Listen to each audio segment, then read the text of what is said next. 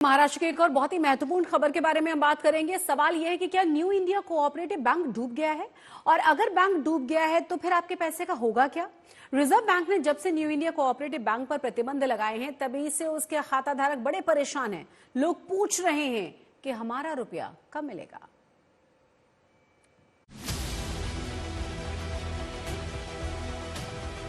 हमारा हक का पैसा हमको जल्द मिलना चाहिए बस।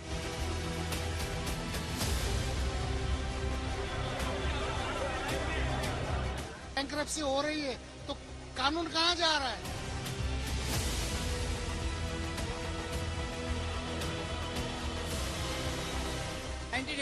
टू से हम लोग यहीं पे, तो भी ये लोगों ने ऐसा किया हमारे साथ। मेरा खाता है, लड़की का शादी है, लोकल का सब कुछ हमारे पास इधर ही है।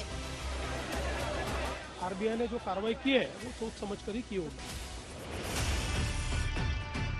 जिंदगी भर की गाढ़ी कमाई कोऑपरेटिव बैंक पे लगाई, और जब बैंक में गड़बड़ी की खबर आई तो मानो खाता धारकों को 440 वोल्ट का झटका लगा हो। पाई पाई जोड़ के कुछ रुपया इकट्ठा किया। किसी ने एफडी कराई थी इस उम्मीद में कि जब मैच्योर होगी तो एक मुश्त राशि से बच्चों के सपनों को साकार करेंगे, लेकिन उन्हें क्या पता था कि बैंक में ही खेल हो जाएगा। बोल रहे हैं अभी पता नहीं पैसा देंगे कि नहीं, वो भरोसा नहीं है। नहीं, हाँ मेरा पैसा करके तो जुटा के रखते हैं हम लोग, और ऐसा नहीं देंगे तो कितने तक क्या करती।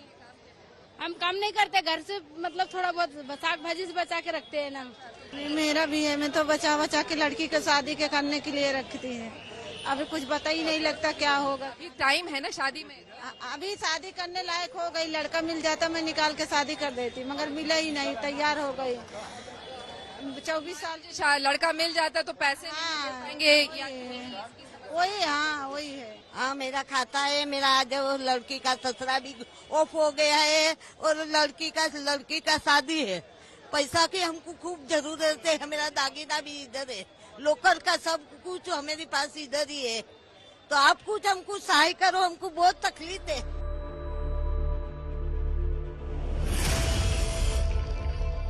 मुंबई, ठाणे, पुणे, सूरत और इसी तरह से न जाने कितने और शहर न्यू इंडिया कोऑपरेटिव बैंक की शाखाओं पर लोग आते हैं और हताश होकर चले जाते हैं, क्योंकि रिजर्व बैंक ने इस सहकारी बैंक पर पाबंदियां लगा दी हैं।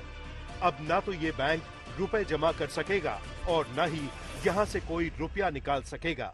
बैंक पर रिजर्व बैंक की बेड़ियां लगी तो मानो खाता धारकों के पैरों तले से जमीन खिसक गई।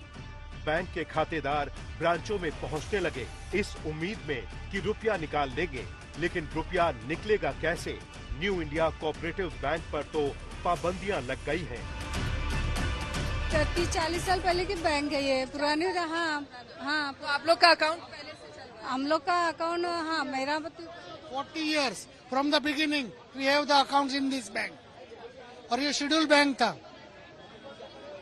तो जो हिसाब से गवर्नमेंट कह रही है कि हम ये नहीं करने देंगे, लेकिन वापस बैंक्रप्सी हो रही है, तो कानून कहाँ जा रहा है। 1982 से हमारा अकाउंट है यहाँ पर ये बैंक में। 1982 में मैनेजर हमारी दुकान पे आया था, अकाउंट चाहिए करके। हम लोग ने यहाँ 1982 से हम लोग यहीं पे, तो भी ये लोगों ने ऐसा किया हमारे साथ। अभी जो इनके पास लॉकर है, उनका लॉकर का टोकन अभी तक 100 जन का टोकन दिए है उन्होंने।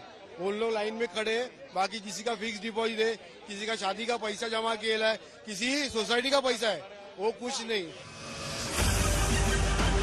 लोग पूछ रहे हैं कि हमारी क्या गलती है। हमने तो भरोसा करके बैंक में रुपए जमा कराए थे, अब अपना ही पैसा क्यों नहीं निकालने दिया जा रहा है। इस पर सीएम देवेंद्र फडणवीस ने कहा कि हमें तो पता नहीं है कि ऐसा कुछ हुआ भी है, लेकिन रिजर्व बैंक ने किया है तो कुछ सोच समझ के ही किया होगा। आरबीआई जब कोई बैंक खराब परफॉर्मेंस करती है, जब उसके जो एसेट्स होते हैं वो डिप्लीट होते हैं, तो आरबीआई इस प्रकार के प्रतिबंध लगाती है, उस पर इंक्वायरी करती है, डिप्लीट होने वाले एसेट्स को रोकने की कोशिश करती है। अभी मेरे पास इसकी पूरी जानकारी नहीं है, लेकिन इसकी जो प्राथमिक जानकारी है उसके आधार पर मैं कहना चाहता हूं कि निश्चित रूप से आरबीआई ने जो कार्रवाई की है वो सोच समझ कर ही की होगी। रिजर्व बैंक ने न्यू इंडिया कोऑपरेटिव बैंक पर पाबंदियां इसलिए लगाई क्योंकि इस बैंक की आर्थिक स्थिति ठीक नहीं है। अगले 6 महीने तक न्यू इंडिया कोऑपरेटिव बैंक कोई लेन देन नहीं कर सकेगा। रिजर्व बैंक ने कहा है कि बैंक न डूबे, इसलिए ये प्रतिबंध लगाए हैं। अब सवाल ये है कि जिन लोगों ने इस कोऑपरेटिव बैंक में अपने खून पसीने की कमाई लगा रखी है, उनका क्या होगा? क्या उनके रुपए डूब जाएंगे? रिजर्व बैंक ने अपने नोटिफिकेशन में साफ किया है कि जिन लोगों ने बैंक में पैसे जमा किए हैं, वो deposit insurance and credit guarantee corporation के नियमों के तहत क्लेम कर सकते हैं। उन्हें 5 लाख रुपए तक की भरपाई की जा सकती है। DIGC की वेबसाइट पर जाकर खाता धारक ऑनलाइन क्लेम फॉर्म भर सकते हैं।